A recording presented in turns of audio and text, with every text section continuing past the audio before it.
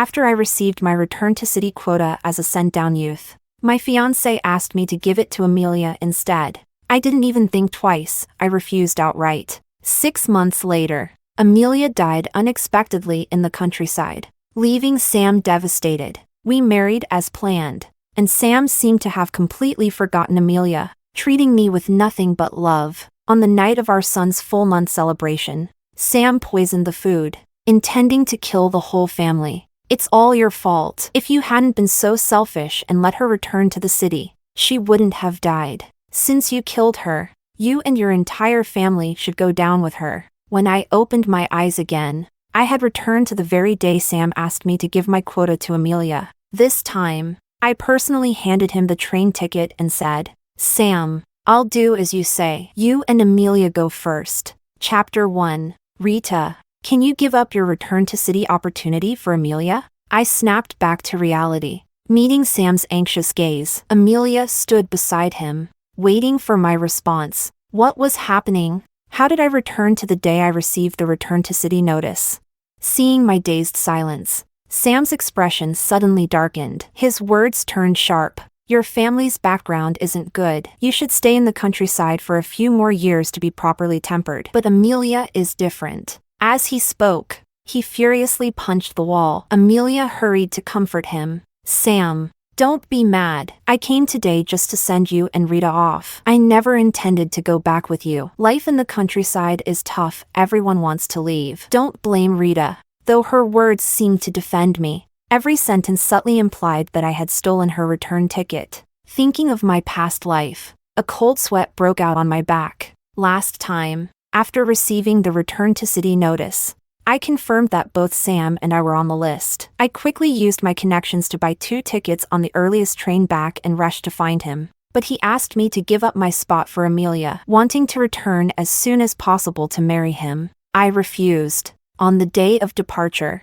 Sam and Amelia stood at the station, parting tearfully, while I held my luggage, enduring the judgmental stares of others. After returning to the city, Sam wrote letters to the countryside every week. I once asked him about it, and he said he was just concerned about the village chief's child studies. But 6 months later, his letters stopped, and it was as if his soul had been drained from his body. It turned out that news had arrived from the village. Amelia had slipped while doing laundry and drowned in the pond. When Sam heard the news, he neither ate nor drank for 3 days before collapsing unconscious. I stayed by his side for 3 days, and when he finally opened his eyes, the first thing he said was that he wanted to proceed with our wedding as planned. Overjoyed, I eagerly prepared for our marriage. After the wedding, he treated me well and showed me great care. A year later, our son was born. On the day of his full-month celebration, Sam personally cooked a lavish feast. My parents and I, filled with joy, ate heartily, never expecting that he had poisoned the food. As the poison took effect and I hovered on the edge of death, I could still hear his curse. It's all your fault. If you hadn't been so selfish and let her return to the city, she wouldn't have died. Since you killed her, you and your entire family will go down with her. Watching my already lifeless parents and my son, who had been strangled by Sam, I was overwhelmed with anguish and regret. Recalling the heart-wrenching pain of my final moments, I instinctively took a step back. Seeing that I wanted to leave, Sam's eyes burned with anger as he asked, "Can't you be more generous and give this opportunity to Amelia?" Thinking I was going to refuse, Amelia stepped forward and said gently, "Sister Rita, don't overthink it. I'm not trying to take your quota. I just really want to go back early. My mother is in poor health." When I didn't respond, Sam began to accuse me of being selfish and inconsiderate of those around me. I smiled, took out the 2 train tickets from my pocket, and handed them to him. "Sam, here are 2 tickets. I'll do as you say. Go ahead and leave with Amelia first." Chapter 2. Really? Sister Rita? Amelia quickly took the train tickets from my hands, examining them like a priceless treasure. After confirming that they were indeed return tickets to the city, she turned to Sam excitedly. "Sam, I can go back to the city with you." Seeing Amelia's happiness, Sam's face also broke into a smile, and the 2 of them looked as though they were about to embrace in sheer joy. A few minutes later, Sam walked over to me and said, I was wrong to blame you just now. I was too anxious and ended up saying harsh words. Rita, don't take it to heart. After being with Sam for so long, this was the first time he had ever spoken to me in such a softened tone. I had always thought his cold and distant attitude was just part of his personality, that he treated everyone this way. But when I saw how gentle and caring he was toward Amelia, I realized Sam was indeed capable of warmth. Back then, I even convinced myself that Sam was simply too kind-hearted, which was why he took such good care of Amelia. Slowly, I began to notice that Sam mentioned Amelia more and more often. They would frequently meet in secret behind my back. That was when I finally started to realize something between us had changed. Sam, but my name isn't on the return list. What should I do? Amelia asked with a face full of disappointment. It's okay, as long as we have the tickets. I'll talk to Rita and find a way to get your name added. Sam reassured her. Sister Rita, you have a good relationship with the village chief. Could you ask him if you can give up your quota and have my name added instead? Amelia looked at me with eyes full of longing for the city. Sam grabbed my hand. Yes, and if that doesn't work, maybe your father can help? I heard he has started working again. For Amelia's sake. Sam had thought of every possible solution, even wanting my father to step in. I shook off his hand and said, I'll go talk to the village chief now. I'll make sure you both return to the city together. With my assurance, Sam immediately left me behind and rushed off to help Amelia pack for the return trip. After they left, I carefully pieced together the events from my past life. Logically speaking, after the first batch of educated youth returned to the city, those remaining in the countryside should have been sent back in phases. So why was Amelia so desperate to leave this time? And why, in my previous life, had she still not returned even after more than half a year?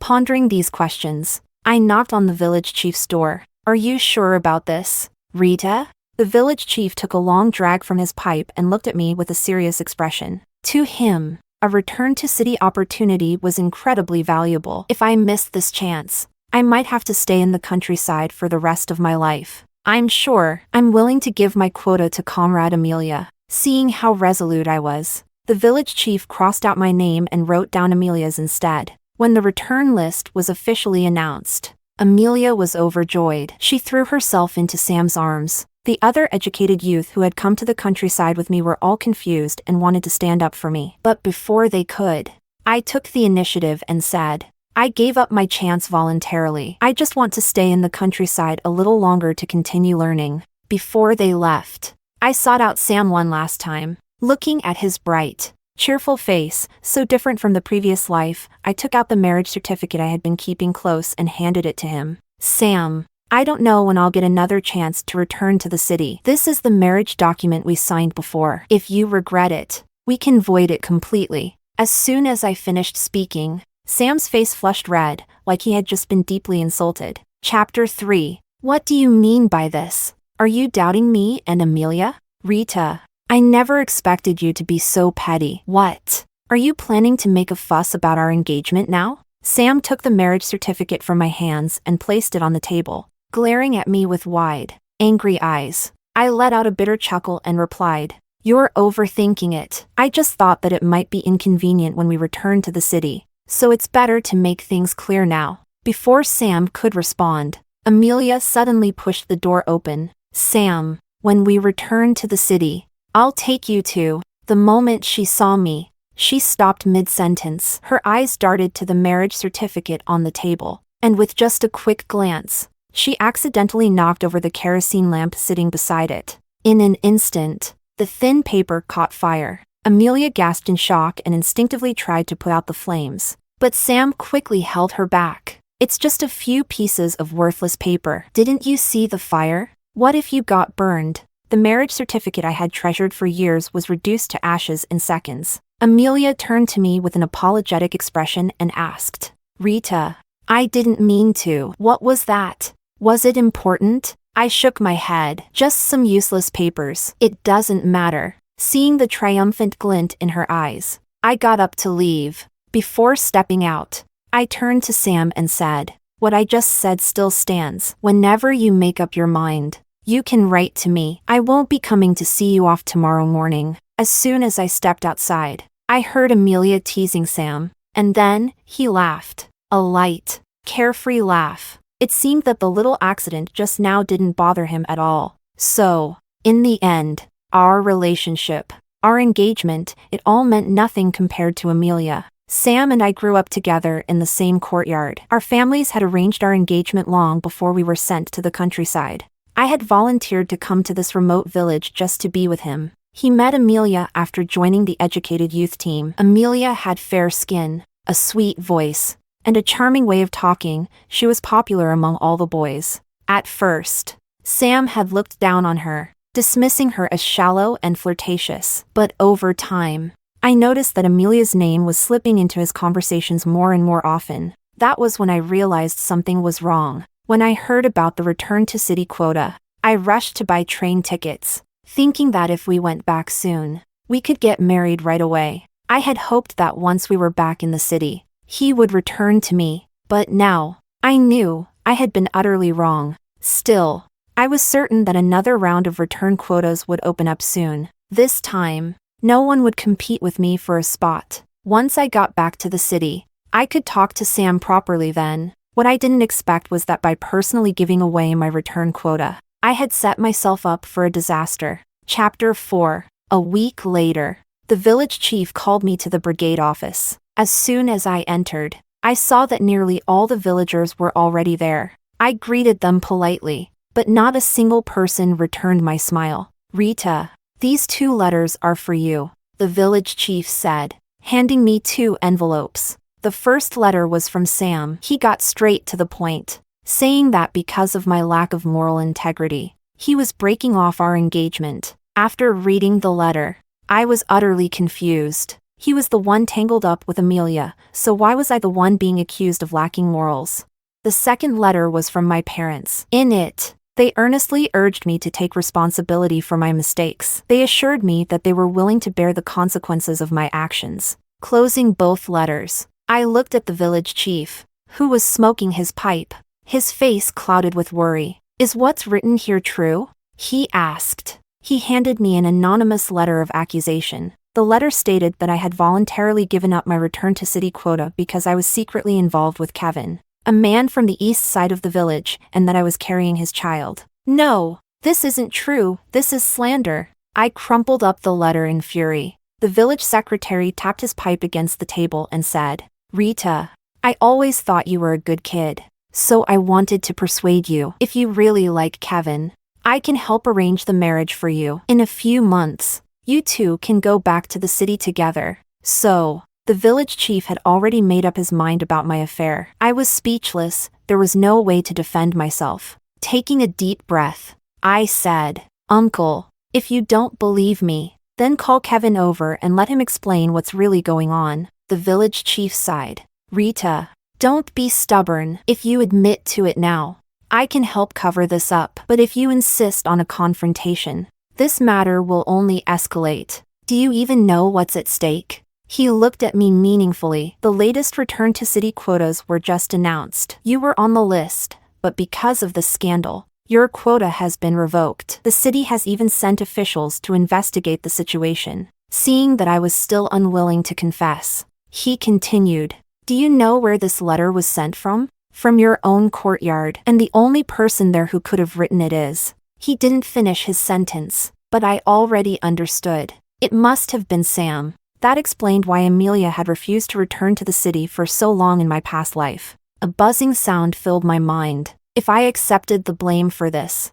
I would never be able to return to the city. I clenched my fists and declared, "Uncle, I didn't do it. I won't admit to something I didn't do. I demand a face-to-face confrontation with Kevin." Seeing that I was unwilling to back down, the village chief sighed and gestured to someone outside. The next second, a tall, rough-looking man in a navy blue cotton jacket walked in, grinning maliciously. "Go ahead, son. Don't be afraid. Mother will make sure this girl marries you." An older woman shoved him forward. "This must be Kevin." He scanned the room before walking directly to me and grabbing my wrist. "What's wrong? You seduced me, got pregnant with my child, and now you're planning to just walk away?" As soon as he spoke, the villagers erupted into murmurs, their eyes filled with contempt. Some of them looked eager to spit on me, Ah, so it was you.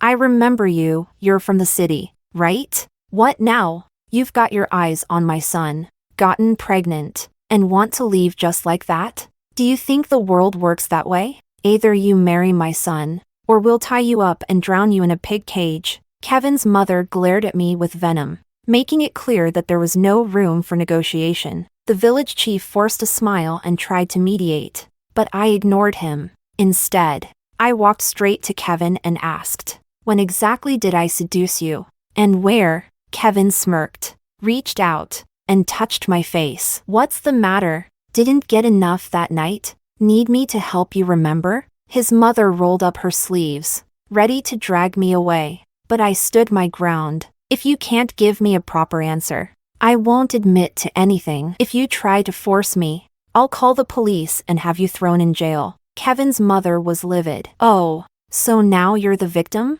Fine. Go ahead and call the police. You seduced my son, and now you're acting like the wronged one?" Looking at her furious expression and Kevin's suddenly panicked face, I knew something was off. The only way I could clear my name was to blow this whole thing wide open. Chapter 5. After receiving the anonymous accusation letter, the city authorities dispatched an official to investigate. Seeing that the situation was escalating out of control, he exchanged a glance with the village chief, who then urged Kevin, his mother, and the gathered villagers to step outside. "Comrade Rita, we have a general understanding of your situation," the official said. "This accusation is serious, and the higher-ups have ordered a thorough investigation. Our suggestion is that you stabilize the situation by marrying this man first. If necessary, you can think of a way to divorce him after returning to the city." Seeing that I wasn't agreeing, he continued, "You have to understand, if this gets escalated to the police,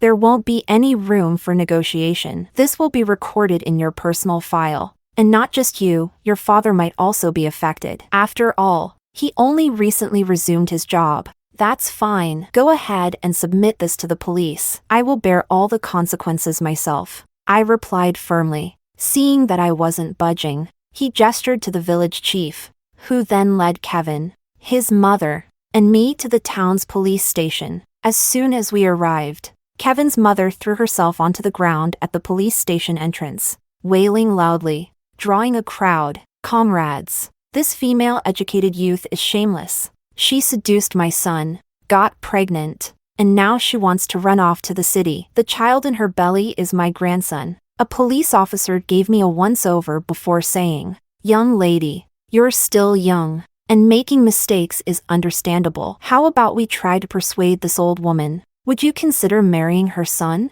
"No need. I didn't do this. And if someone has to marry him, it certainly won't be me." Seeing that I continued to deny the accusations, Kevin became agitated. His expression turned ruthless. "Back then, you promised you'd marry me. Now you're just pretending not to know me. Is it because you look down on me? Do you want me to kill myself right here?" As he spoke, he lunged toward the wall, ready to slam his head against it. His mother screamed and caught him just in time. "My son is a fine young man. Plenty of girls from nearby villages want to marry him, and now you're driving him to suicide. Yet you still refuse to admit your mistake. Fine. Even if the emperor himself comes today, I won't let you step into my house." "Comrades, I demand that she be drowned as punishment." Kevin's mother was determined to tear me apart since I refused to admit to her false claims. "Auntie, it's not that I refused to admit it, it's that I didn't do it. Why should I take the blame?"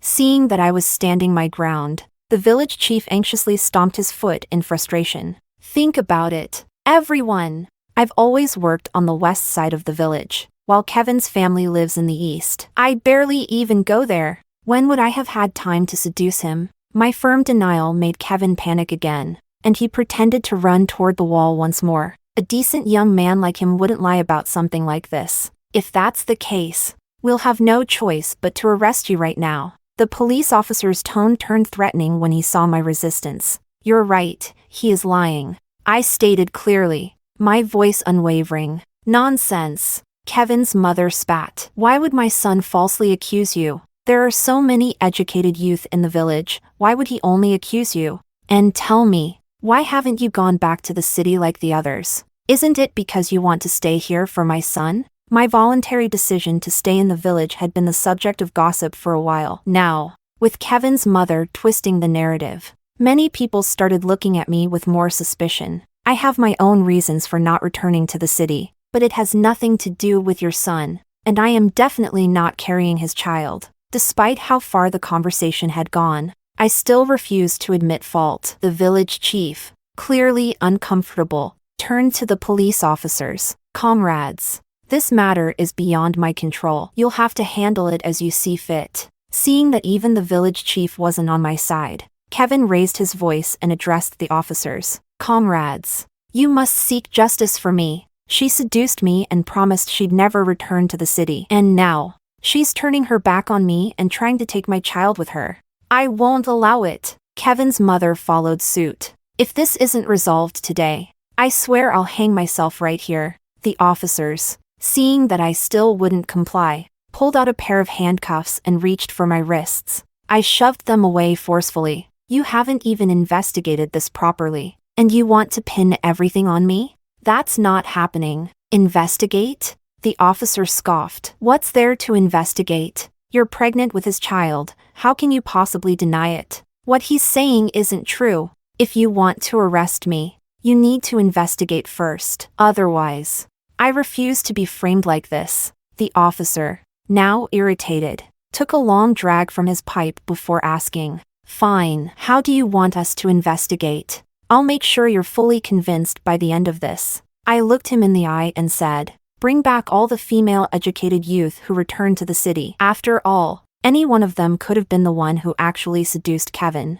As soon as I said that, Kevin's face turned visibly pale. He tugged at his mother's sleeve, clearly wanting her to put an end to this. But to my surprise, Kevin's mother slapped her thigh and declared, Fine, since you're acting all high and mighty, let's investigate. I'm a reasonable person, let's see what the truth is. But mark my words, in the end, you'll still end up in jail. Chapter 6. Because I refused to admit it. Kevin's accusations alone were not enough to convict me. The city officials sent to handle this matter returned the same day. The next day, all 10 female educated youths who had stayed in the village were called back to town. What I didn't expect was that Sam came back with Amelia. Seeing Sam at that moment, I was incredibly surprised. I thought he had come to testify for me out of concern, but when I saw him holding Amelia's arm for support, my heart turned completely cold. It confirmed my suspicion that he was involved in the anonymous complaint. Rita, everyone is here. How do you want to investigate this? The village chief asked anxiously. It's very simple. If one of us really seduced Kevin, there must be some evidence left behind. If you follow my method, you'll definitely find some clues. I leaned in and whispered my plan to the village chief. He then left with a few people. After he was gone, the police explained the situation to the educated youths, and in an instant, the whole group exploded into chaos. Some believed me when I said it wasn't me, while others began whispering, suspecting that this was the real reason I had refused to return to the city. Who used to live on the east side of the village? The officer asked, clearing his throat. 3 female educated youths stepped forward, but they all firmly denied having any connection with Kevin. You can't assume it was us just because we lived in the east part of the village. We didn't even work with him. One of them protested. Who has worked with Kevin before? Step forward. Amelia slowly stood up, holding on to Sam for support. Seeing how close they were, I caught a flash of jealousy in Kevin's eyes. So, I was right. Kevin's entanglement with Amelia was the reason she didn't return to the city in my previous life. The female educated youths who were more familiar with Kevin were singled out. Seeing that the police took no further action, they quickly lost their patience. What's the meaning of this? You dragged us all the way back here, made us stand up, and now there's no result. Are you just wasting our time? This doesn't even need an investigation. Someone already reported her. That means she was seen, and someone identified her. What else is there to check? Shameless. She's already pregnant and still refuses to marry him. Why make such a big scene? Their words were filled with contempt and accusation. Their eyes, looking at me, were filled not only with disdain but also with anger. The situation became chaotic. and the officer had to raise his voice. Quiet! The village chief has gone to find evidence. Kevin's house and all of your belongings will be searched. Hearing this, Kevin's expression showed a trace of fear. On the other hand, Amelia remained calm and composed. They found it! The village chief found the evidence. A young boy named Elias, who had gone with the village chief, ran into the room, panting so hard that his words came out in broken gasps. The village chief entered the room, holding a bundle in his hands. It was one of the bags given to the educated youths upon their arrival in the village. From the outside, it was impossible to tell whose it was. With a solemn expression, the village chief said, I have found the evidence. If someone confesses now, there is still room for discussion. Seeing that he wasn't immediately revealing the contents, Sam, clearly impatient, urged, Uncle, if there's evidence, just take it out. Amelia and I still have to go back today. She's pregnant and needs a checkup. The village chief let out a long sigh. Fine, since no one is admitting it, I'll show the evidence. He unwrapped the bundle and pulled out a pair of blue men's shorts and a single silver earring. Kevin's mother rushed forward, eyes widening as she recognized the items. These shorts belong to my son, and this earring is mine. I thought I lost it, but it turns out some shameless woman took it. She then turned to look for Kevin, only to find that he had disappeared. Chapter 7. She walked up to the village chief and demanded, Whose shameless woman does this bag belong to? Tell me. I want to see just how thick-skinned she is. The village chief stretched out his hand and pointed at me. This bag belongs to Rita. Amelia sneered. Rita, you can't deny it now. Can you? Kevin's personal underwear was in your bag. Don't tell me you're going to say someone planted it there just to frame you? Seeing the smug expression on her face, I chuckled and replied, Amelia, I have to admit, you're quite clever. That was exactly what I was thinking. These things were planted to frame me. What a joke! Do you think everyone will believe you just because you say you were framed? Rita, you disgust me. Sam roared, his voice filled with pain. No wonder you were so generous in giving Amelia the return to city spot. Turns out you were already fooling around with Kevin. Do you have any shame? We were engaged. Kevin's mother, now even more furious, began cursing loudly. Unbelievable. You already had a fiancé and still went after my son? Let me teach you a lesson. With that, she rolled up her sleeves and charged at me. A sharp slap landed across my face, making my skin sting. From the corner of my eye, I saw Amelia grinning triumphantly. The village chief and the officer quickly pulled Kevin's mother away, but the onlookers merely scoffed at my bruised and battered face as if I deserved it. Village chief, now that the truth is clear, can we leave? Amelia asked, her tone smug and entertained. I spat out the blood pooling in my mouth and fixed my gaze on Amelia. Everyone else can leave, but you can't. Hearing my words, Sam instantly exploded in anger. Rita, you've made such a mess that everyone has to waste their time cleaning up after you. And now you're stopping people from leaving? What are you trying to do? Sam, that's not a question for me, I replied, my voice calm and steady. You should be asking her. After all, she's the one who put the underwear and the earring in my bag. Before Amelia could react, Sam was already livid. Rita, I always knew you had no morals, but I never imagined you could be this despicable, dragging others down with you? Do you even realize? He continued, his voice shaking with rage. She didn't have to come today at all, but she risked her pregnancy just to cooperate with the investigation. And this is how you repay her? By falsely accusing her? Watching Sam erupt in blind fury, I felt the last traces of affection I had for him completely vanish. I lifted my head and pointed at Amelia's stomach. Can't you see? She's the only one here who's pregnant, and the reason she was so desperate to return to the city was that she found out she was expecting. If Kevin found out, she'd never be able to leave this village. Amelia's face twisted into an expression of helpless innocence. Rita, I'm grateful that you gave me the return spot, but you can't accuse me like this. It was you who did these things. Why try to pin it on me?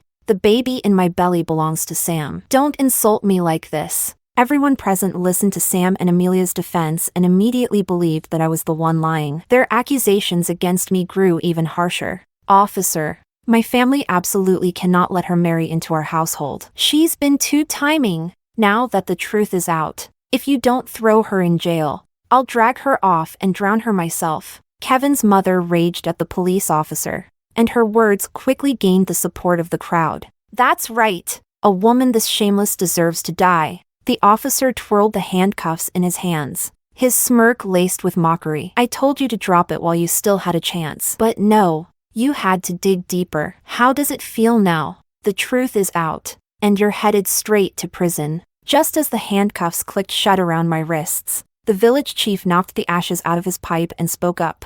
Officer, hold on. I have something to say. Chapter 8. The village chief gestured to Elias, who then dragged in a large burlap sack from outside. The sack squirmed and let out muffled noises, as if someone was trapped inside. What's the meaning of this? The officer frowned, confused. This is our new witness, the village chief said calmly. The moment Amelia heard this, visible panic flashed across her face. She seemed to recognize who was inside the sack. This is your last chance. If anyone confesses now, I might be able to plead for leniency on your behalf. But once this sack is opened, it will be too late, the chief warned, taking a deep puff from his pipe. No one spoke. With a wave of his hand, Elias yanked open the sack. The next second, Zach, one of the village troublemakers, tumbled out onto the ground, his face swollen and bruised. Why him? What does he have to do with any of this?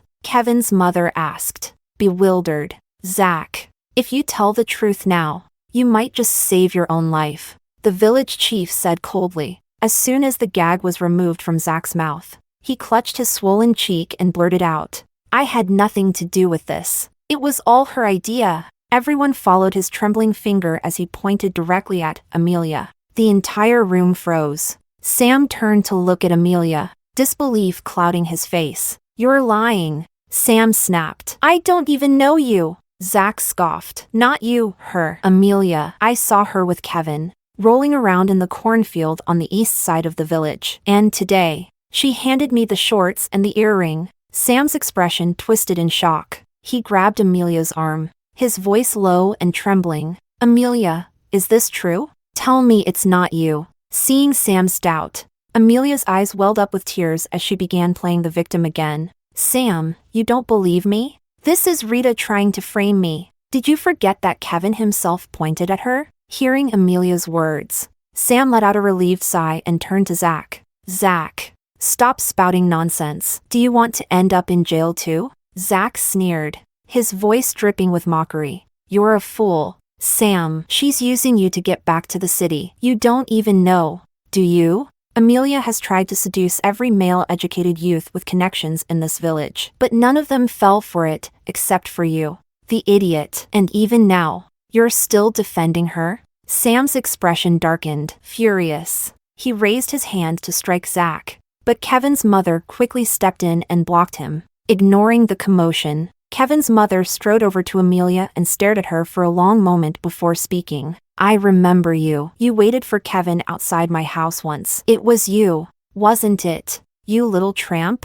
She rolled up her sleeves, preparing to slap Amelia, but Sam forcefully shoved her away, his voice filled with rage. Stop slandering her, as if she'd ever be interested in someone like Kevin. Have you even looked at your son? Do you know what kind of lowlife he is? Hearing Sam insult her son, Kevin's mother lunged forward, ready to argue. Amelia, meanwhile, seized the chaos as an opportunity to slip away. But I was faster. I grabbed her by the shoulder and smirked. Where do you think you're going, Amelia? You still have a lot to explain. She quickly masked her panic and scoffed, feigning indifference. Since we both have suspicions on us, why don't we let Kevin settle this? He should know better than anyone which one of us actually seduced him. That's right, Sam shouted, brushing off Kevin's mother's grip on his hair. Don't let this madman accuse people randomly. Where is that bastard? Drag him out here and make him speak. I chuckled,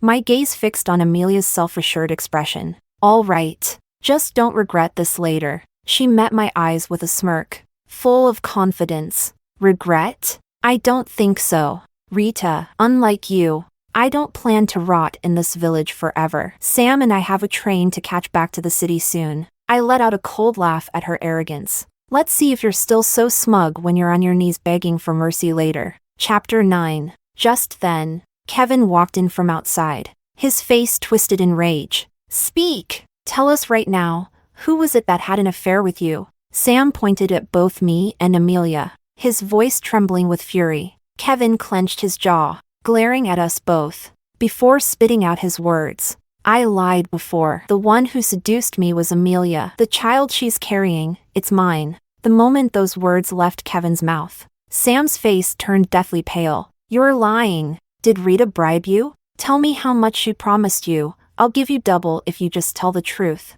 Sam screamed hysterically, seeing the situation turning against her. Amelia immediately shrieked in denial. Kevin, you're working with Rita to frame me. Officer, you can't believe him. All of Amelia's previous composure vanished. She was in full-blown panic. Explain yourself. Tell me exactly what happened. Kevin's mother grabbed his arm and twisted it violently. I can prove that Kevin is telling the truth. The village chief interrupted. He handed a stack of letters to the officer. Amelia took one glance at the letters and shut her eyes in despair. So, it really was you all along, the officer muttered, flipping through the contents before stepping toward Amelia with a pair of handcuffs. But Sam jumped in front of her, shielding her with his body. Those letters must be fake. Rita forged them. Amelia would never do something like this. You need to investigate further. Kevin let out a low chuckle. You really are as much of a fool as she said you were. She only got close to you to use you as a ticket back to the city. Don't believe me? Fine. Read this. He pulled out one letter and tossed it to Sam. As Sam read it, his hands trembled uncontrollably. Then, with a loud slap, he struck Amelia across the face. Tell me this isn't true, he demanded, his teeth clenched. Just tell me it's not real, and I'll still believe you. Amelia fell to her knees with a loud thud. Sam, please, don't believe them. Everything I wrote to him was just to fool him. I only love you. I never planned to marry him, I just lied to keep him from bothering me. Seeing Amelia finally admit the truth, Sam stumbled back a few steps, his face filled with despair. I must have been blind to have fallen for someone as vile as you, but at least Kevin and the police won't let you get away with this either. As Sam moved away, the officer stepped forward, holding the handcuffs. Panicked, Amelia turned to Kevin, clutching at the hem of his shirt in desperation. Kevin, tell them, we love each other. I'm carrying your child. I'll marry you right now. I swear. Her eyes were filled with desperation. Kevin was her last chance. Kevin stepped forward and kicked her hard in the stomach. Amelia, you fooled me once. I won't let you fool me again. Enjoy your time in prison. Still unwilling to accept her fate, Amelia crawled toward Kevin's mother, grabbing at her legs. I'm pregnant with your grandchild. How can you let them take me to prison? But Kevin's mother didn't even flinch, realizing that there was no way out. Amelia's expression twisted into something vicious. If your son won't marry me, then no one else will. Just wait and see, I'll accuse him of rape. At those words, Kevin's mother grabbed Amelia by the collar and slapped her hard across the face. Over and over again, the officer let it go on for a while, only stopping it when blood dripped from the corner of Amelia's lips. With that, Amelia was taken away, and the other educated youths who had been called in for the investigation were free to leave. I had finally cleared my name. The village chief sent a detailed report to the city, and thankfully, I was able to reclaim my spot on the return list. Chapter 10. On the day of my return to the city, I went to see Kevin. He desperately apologized to me, but I took out my ration coupons, fabric tickets, and the money my parents had given me, handing them to him. This is just a small token from me. This is my family's address. If you ever find yourself in trouble, you can come to the city to find me. Kevin looked ashamed and said, I was the one who wronged you in the first place. You're already being kind enough not to hold a grudge. How could I possibly accept your help? Seeing that he was adamant about not taking it, I secretly hid the items in his family's chicken coop before leaving. The train back to the city moved steadily along the tracks, and the village I had spent 2 years in gradually faded from view. After traveling for 2 days and nights, I finally arrived back in my long-lost city. At the train station, I saw my parents waiting to greet me. and behind them stood a familiar figure. "Rita, welcome back," Sam said casually, reaching out to hold my hand. I immediately stepped away from him, seeing me reject him so blatantly. My mother quickly tried to ease the awkwardness. On the way home, Sam kept apologizing, saying that he had been deceived by Amelia and that he had only doubted me because of her lies. Now that the truth is out, I've finally realized my true feelings. "I want to start over with you, Rita." Seeing that I showed no interest in responding, he took out a red marriage contract and said, "Rita, don't be like this, okay? We're engaged.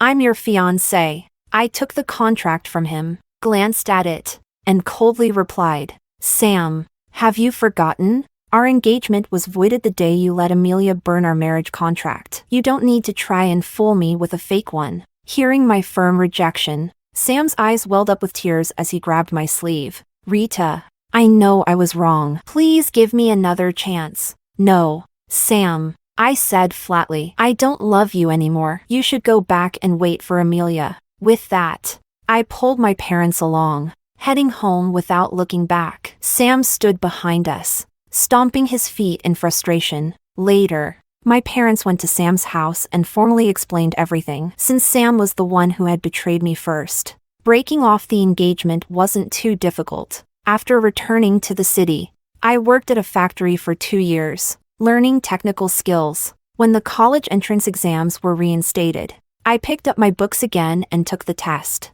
The day my results came out, I was shocked to learn that I had passed. My mother insisted on dressing me up with a big red ribbon to celebrate. As I stepped out of the house, fully dressed, I saw Sam standing at my doorstep, his face bruised and swollen. The neighbors were gossiping, saying that he had gotten into another fight with his wife. Naturally, the one who had beaten him was Amelia. He looked at me, standing there, radiant and full of promise, with a complicated expression that I couldn't quite decipher.